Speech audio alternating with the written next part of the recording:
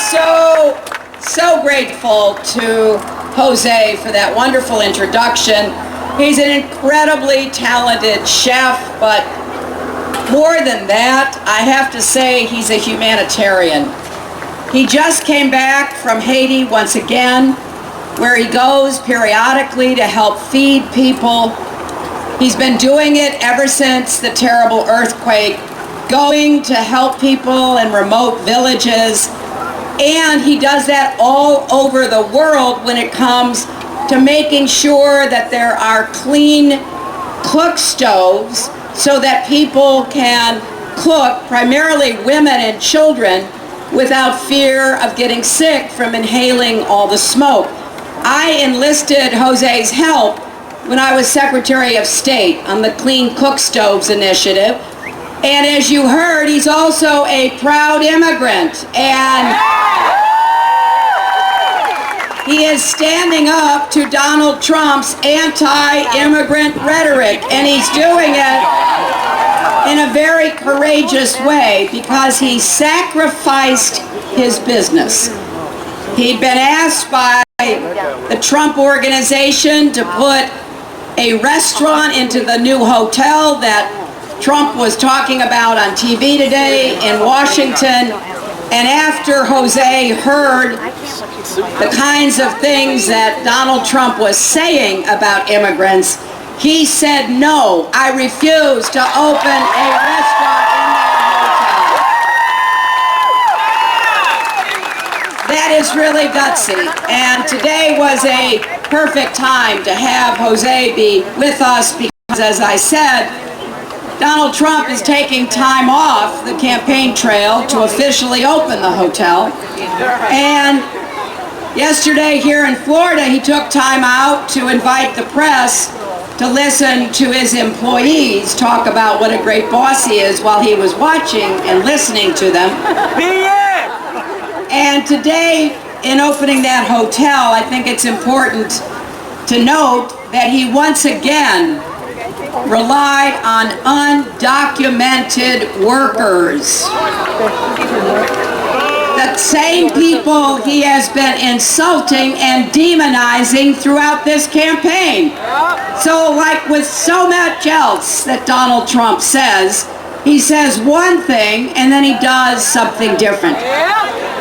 Many of the products in the hotel were made overseas rather than here in the United States. And he even sued the District of Columbia to pay lower taxes. That is the way that he does business. Now, we've actually learned in this campaign that Donald Trump is the poster boy for everything wrong with our economy. He refuses to pay workers and contractors from Atlantic City to Miami to Las Vegas. He stiffs small businesses.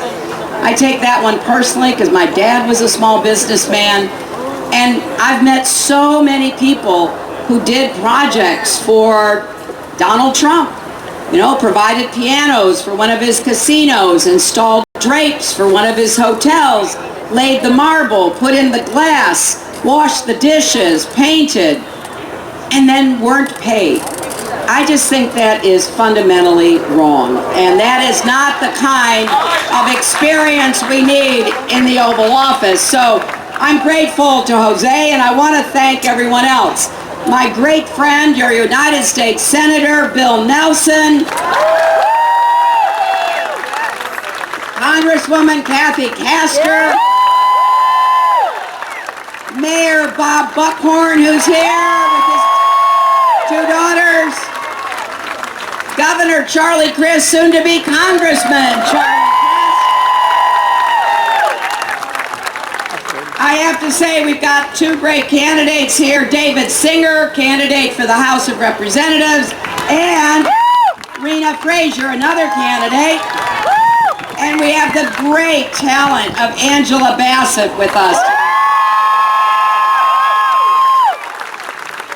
So, my friends, here's the advice that I got. It is a beautiful day in Tampa, but it's warm. And some of you have been here a while, right? and I'm watching the flags. So long as they're waving, I know there's a breeze. If they stop waving, I'm really going to cut this short. But let me start by thanking you for being here. And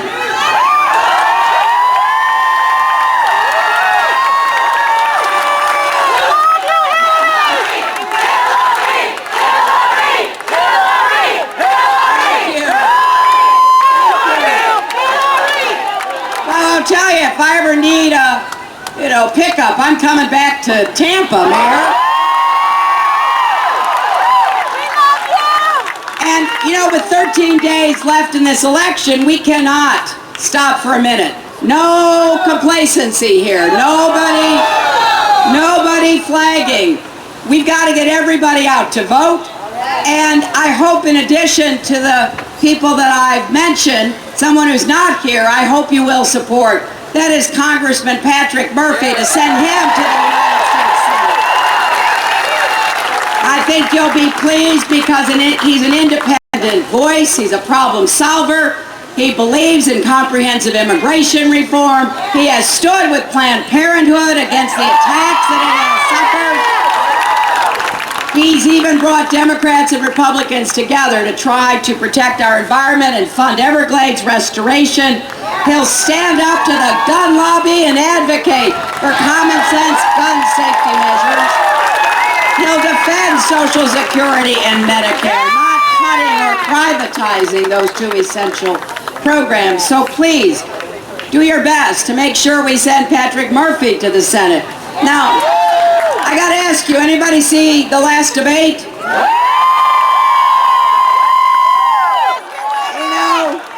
I have now stood next to Donald Trump for 4.5 hours, proving conclusively I have the stamina to do the job.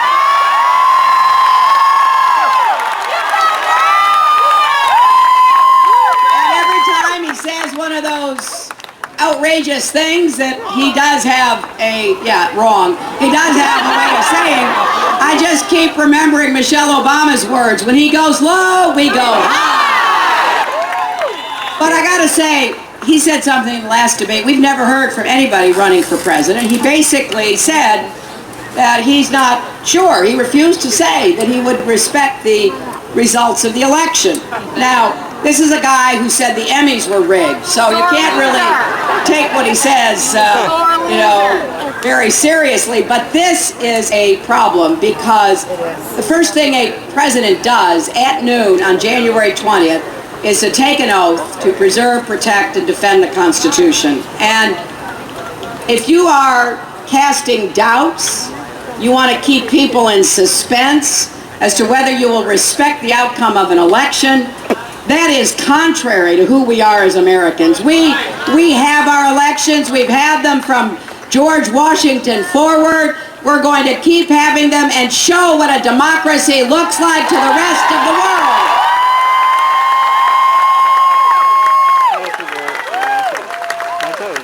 I believe strongly that the American people are going to reject this dark, divisive vision of America. And it's happening, my friends. We have reached a milestone. More than 200 million Americans are registered to vote. That's the biggest number ever. And that number includes 50 million young people. And you know what else? More than 10 million people have already voted, including 2 million right here in Florida.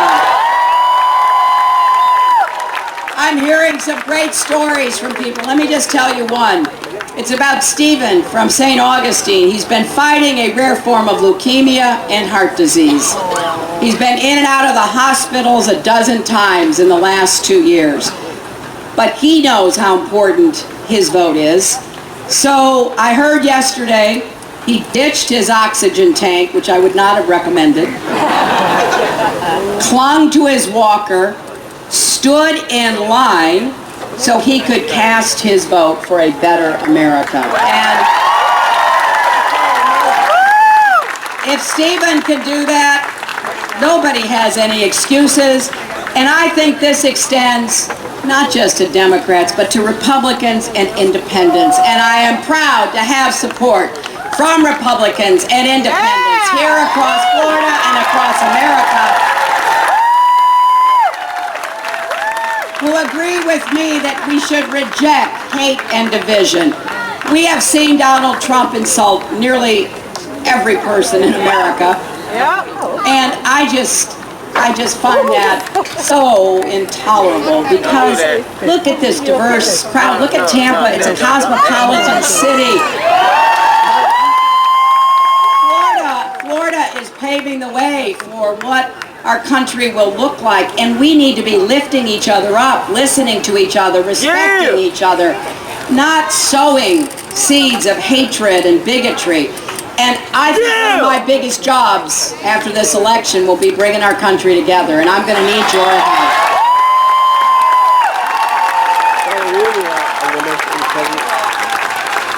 We're going to get the economy working for everybody, not just people at the top with new jobs and infrastructure. That rail, that system, Bob, that you want, we're going to get it, because it would help you so much. Think of the people we put to work. Technology, innovation, research, advanced manufacturing. And yes, small business. I want to be the best small business president you can have to help people start and grow their businesses. But we're also going to make America the clean energy superpower of the 21st century. I know we can create millions of jobs, and we can protect Florida, especially coastal Florida, and we can protect our planet at the same time. You know, you're already seeing the results of climate change here in Florida. You know, I was just in Miami, and they actually have flooding on sunny days with no rain. People are calling 311 because they think a water main broke, but it's the oceans rising. So I know there is no state that could benefit more from a clean energy agenda than Florida, and that's exactly. We're also going to make public colleges and universities tuition free. If your family makes less than $125,000, which is most families in America, you're not going to have to pay a penny to go to a public college or university. If your family makes more than that, you're not going to have to go into debt. Pay what you can afford, and then we're going to make sure you can go without getting a big debt, because that drags people down. And for people who already have debt, we are going to help you refinance it and pay it off. And I want to say something to all of the teachers and educators. I want to work with you and be a good partner with you. And I think there should be more than one way, more than just a four-year college degree to get a good job with a good middle-class life for you and your families. So let's invest in more technical education in high school, in our community colleges. Let's have more apprenticeship programs, labor and business together.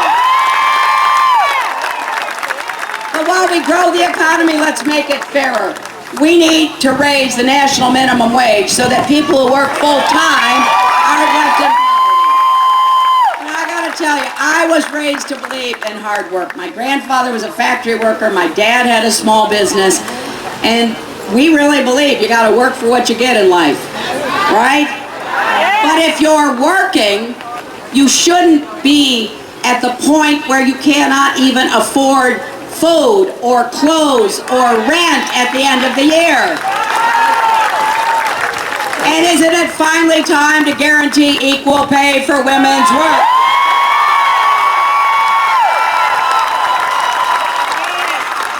You know, this is not just a women's issue, this is a family issue. If you've got a mother, a wife, a sister, or a daughter working, it's your issue. And unlike my opponent, we're going to ask the wealthy, the millionaires and billionaires, to pay their fair share, because we're going to close the loopholes. And make sure no multimillionaire ever pays a lower tax rate than a nurse or a teacher or a police officer or a firefighter. And I will not raise taxes on anyone making less than $250,000 a year. So when you go to the polls, vote to grow the economy, more jobs with rising incomes. Vote to make the economy fairer. And compare that with what my opponent has proposed. He really believes if you give trillions, that's trillions with a T, trillions in tax cuts to the wealthy, millionaires, billionaires, big corporations, everything will trickle down. Now, we know that doesn't work. We've seen it.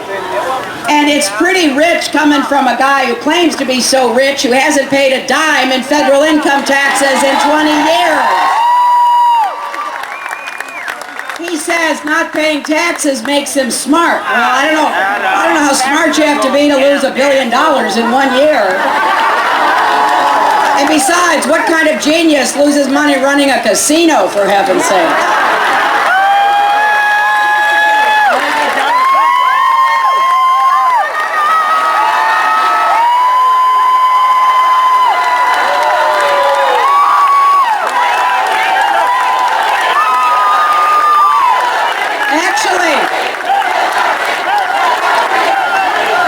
It sounds like a few people have been at casinos here. But you know, this means he's contributed zero. Okay? He actually has the gall to call our military a disaster. Not only is he wrong, but what right does he have to say that? He hasn't contributed a penny to our military. Not a penny to our veterans. Not a penny to health care or education. Not a penny to highways or infrastructure. This is a false charge that he makes about all the problems in our country. And I'll tell you something, we did a little research. He's been denigrating America for decades. And this didn't start with his birther lie against President Obama. It didn't even start running against me. Back in 1987, he took out a $100,000 ad in the New York Times criticizing President Reagan. He said our leaders were the laughingstock of the world. So this is a guy who criticizes everybody but himself. And at some point, you gotta say, wait a minute, we're better than that. We are stronger than that. We want to move forward into the future with confidence and optimism. And that's what we're offering in this campaign. I got to tell you, it is not just what we're against that should motivate you to go to the polls, it's what we are for.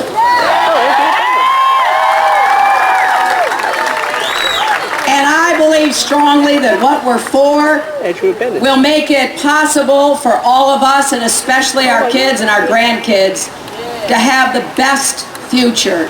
America's best days can still be ahead of us. But we can't make any of this happen if we don't have you voting. Now, Donald Trump says he can still win, and he's right. That's why it's so important everyone gets out and votes. Here in Florida, you know, in a lot of places you can only vote on election day. But here in Florida, voting couldn't be easier. Early voting began on Monday. In South Florida, it goes through Sunday, November 6th, around the state.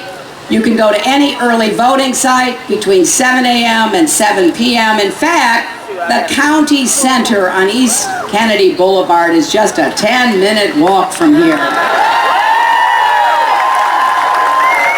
You can go vote right after this event, and we'll have staff ready to help you get there.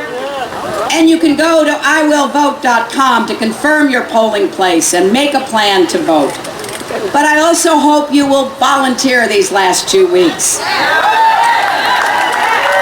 We're reaching out to everybody, so go to HillaryClinton.com and sign up to volunteer. Take out your phone and text JOIN, and that is 47246.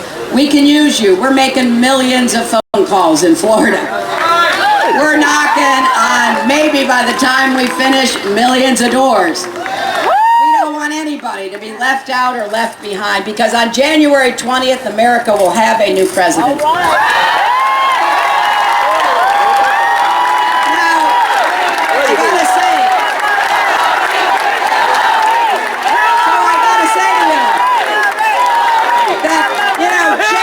Inevitable in life, right? And so the real question is, what kind of change are we going to have? And I want you to talk to anybody you know who's either thinking of not voting or maybe thinking of voting for my opponent. No, I'm serious. I'm serious. You know, after this election, if I'm fortunate enough to be elected, we're going to reach out to everybody, right? And ask the people you're talking to what kind of change they really want, because I don't think most Americans want the kind of divisive and dark change Donald Trump is offering. Mass deportations that will rip families apart, a repeal of gun-free school zones on day one, going back to the day when insurance companies could discriminate against us if we have a pre-existing condition, letting Wall Street write its own rules, denying the science of climate change, rolling back marriage equality, defunding Planned Parenthood, the hugest tax breaks ever for the wealthy, and abroad, abandoning our alliances and allowing more countries to get nuclear weapons. Now that may be change, but boy, that's not the change we need. And my vision is different. It's more hopeful, optimistic, and unifying. I want us to be a country where every student can afford to go to college if that's what you choose. I want us to be a country where millions of people are working in good, high-paying jobs and in new industries like clean energy and advanced manufacturing. I want us to be a country where hard-working immigrants who pay taxes, and by the way, 1/2 of undocumented workers pay federal income taxes, which means they are paying more federal income taxes than Donald Trump paid. And a country where we not only have equal pay for our work, but affordable child care, where we're respected in the world, working with our allies to defeat terrorism and stop the spread of nuclear weapons. So yes, change is coming. The choice is yours about what kind of change we'll have, and I hope you will choose to be part of this campaign, because it's not just about winning on November 8th, as important as that is. It is about getting to work, because I do believe we are stronger together. Tim Kaine and I wrote a book laying out our agenda, because I think you deserve to know what I will try to do as your president. So if you will help, we will come together to give every American the chance to chart your own future and contribute to our great country. Let's prove once and for all that love trumps hate. Thank you.